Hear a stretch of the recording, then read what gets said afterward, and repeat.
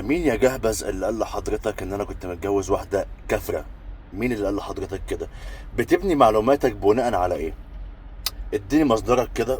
هات لي اي حاجة تقول ان انا قلت كده، او اي حاجة مثلا من على السوشيال ميديا تقول انا كنت متجوز واحدة كافرة.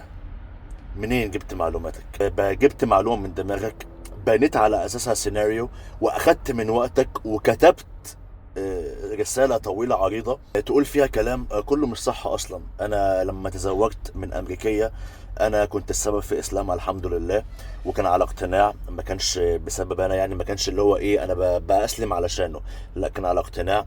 واتجوزنا 5 سنين وخلفنا، بس بعد كده ما حصلش نصيب وانفصلنا بس. فالحمد لله انا من ضمن نجاحاتي في الحياه ان انا قدرت ان انا ومش هي بس اللي انا دخلتها الاسلام، الحمد لله في كذا شخص ساعدته ان هو يخش الاسلام. ولكن لو هنتكلم على بس الموضوع ده، لا انا الحمد لله زوجتي قبل ما اتزوجها او طليقتي قبل ما اتزوجها انا ساعدتها في انها تاسلم واسلمت والحمد لله اتجوزنا وعشنا 5 سنين مع بعض.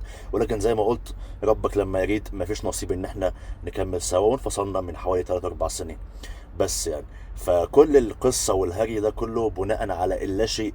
فيا ريت نتأكد من معلوماتنا قبل ما نطلع نقول كلام على الناس ونحكم على الناس بالباطل، عشان انت هتتحاسب على الكلام ده.